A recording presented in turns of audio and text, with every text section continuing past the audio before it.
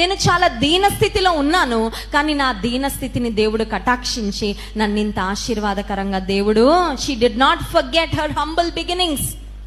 ఆమె గతాన్ని, ఆమె ప్రారంభాన్ని ఆమె ఎప్పుడు మర్చిపోలేదు. ఆయన తన దాసురాలి దీన స్థితిని కటాక్షించిన అంటా ఉందండి. ఆమెలో ఉన్న సమర్పణ, విధేయత, దీనత్వము ఆమెను గొప్ప ఆశీర్వాదముగా మార్చింది. మై డియర్ సిస్టర్, ప్రియమైన సహోదరి, never under estimate what God can do through your life. నీ జీవితము ద్వారా దేవుడు ఏం చేయగలడు అది ఎప్పుడు తక్కువ అంచనా వేయద్దు.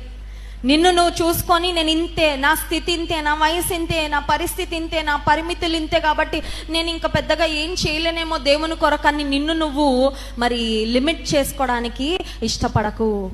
ఎందుకంటే దేవుడు నిన్ను ఎన్నుకుంటే, దేవుని చేతిలోకి నువ్వు వెళ్తే, ఆయన నిన్ను ఎంత గొప్ప ఆశీర్వాదకరంగా దేవుడు మార్చగలడు. నమ్మిన వారి స్తోత్రం చెప్దాం. హల్లెలూయా.